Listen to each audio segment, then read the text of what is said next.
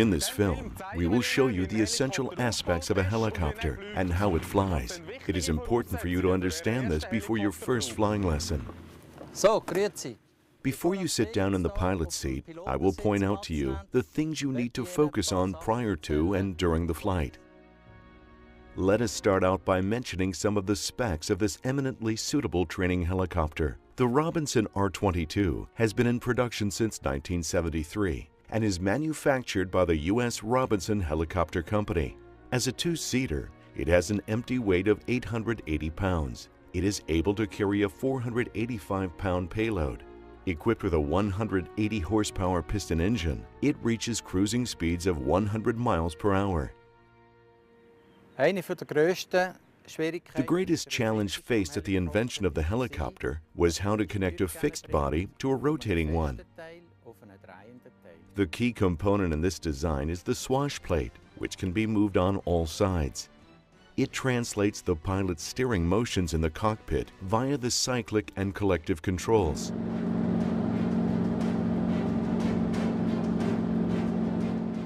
So, what is the purpose of the swash plate? The swash plate modifies rotor blade pitch. When the pilot pushes the steering bar of the cyclic control forward, the swash plate also tilts forward, tilting the rotors forward. Additionally, the rotor blade pitch is adjusted, so the helicopter flies forward. The flying motions to each side are achieved in the same way. The steering bar is pushed to the left or to the right.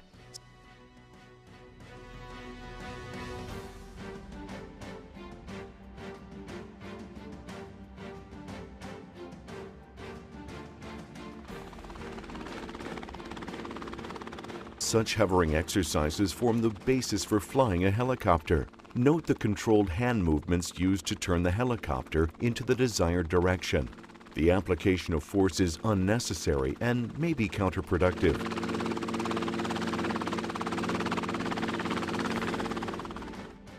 From the rotor's perspective, we can see the changes affecting the rotor blades. During swash plate rotation, the rotor pitch changes continuously. An additional dimension of the helicopter's control occurs by means of the collective controls. This control stick is located to the left of the seat. When the stick is pulled, the swash plate is lifted as well, causing a lower blade pitch all around, which makes the helicopter to move upward. Similarly, the helicopter goes down when the controls are used to lower the swash plate. Aside from the main rotor, the helicopter also has a tail rotor. The tail rotor prevents any undesired rotation of the helicopter around its own axis.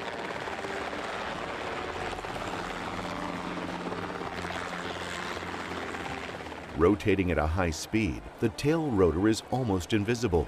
Please be careful not to enter into the rotation zone. These zones constitute a lethal hazard. The tail rotor blade pitch can be adjusted, similar to the main rotor blade pitch. This adjustment is achieved by means of the foot pedals. When the pilot presses the left pedal, the tail rotor pitch changes, causing the helicopter to turn to the left. When the pilot presses the right pedal, the pitch changes the other way.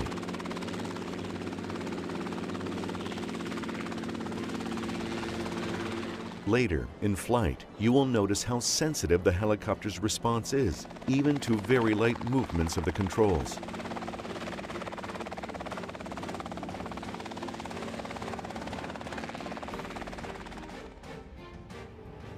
The R-22 is powered by a 180 horsepower four-cylinder boxer engine. Since the piston engine is located behind the cabin, it must be air-cooled by this large fan from behind. Power is conveyed to the pulley by means of two drive belts via the drive shaft. The pulley has a clutch, allowing the rotors to continue moving even in case of a stalled engine. The auto rotation is what makes it possible to effect a safe emergency landing. Without power from the engine, the rotors will rotate because of the airflow from below. This results in a downward thrust, reducing the helicopter's drop speed and allowing it to glide to Earth. The helicopter can make a safe and gentle landing by means of a rotor blade pitch adjustment immediately prior to landing. The power from the pulley is conveyed via the drive shaft to a planetary drive system, which simultaneously powers the main rotor as well as the tail rotor. The ratio of the rotating movements is approximately 1:6. The tail rotor rotates approximately 6 times faster than the main rotor. Once we have performed the helicopter's walk-around inspection, we are ready to fly. Just as in a car, the first thing to do is put on your safety belt. In the Robinson R22, the cyclic handlebar for the pilot can easily be adjusted. You must hold the handlebar in such a way that you can control it smoothly and safely, even during delicate steering movements. Never let go of the handlebar unless you have been told to do so. If, for example, your flight instructor wants to show you something and his hand lets go of the handlebar, then the handlebar must not end up in a position causing the helicopter to make an unintended abrupt movement. Your feet should rest gently on the pedals, parallel to each other. As we have seen, the pedals operate the tail rotor, holding the helicopter straight or turning it in the desired direction. These instruments help us to fly the helicopter. The RPM meter shows engine RPM and rotor RPM in percentages. The speed meter shows the speed in knots and miles. We usually fly in knots, which can easily be converted into kilometers by a factor of 1.8. The artificial horizon shows the flight attitude, and the variometer the rate of climb or rate of descent. In the lower left corner is the altitude meter, which we adjust to the current altitude.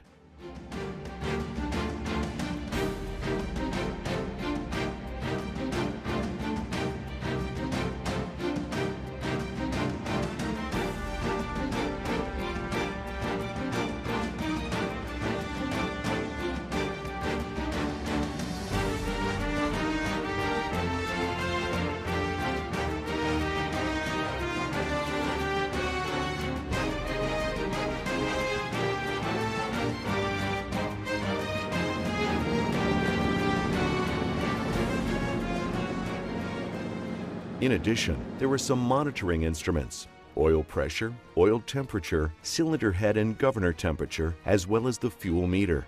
Moreover, the helicopter is equipped with a radio and a transponder for radar identification.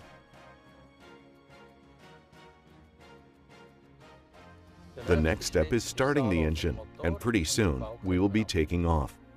The helicopter is ready for takeoff, and the flight instructor is ready. We look forward to seeing you and wish you an enjoyable first helicopter flight.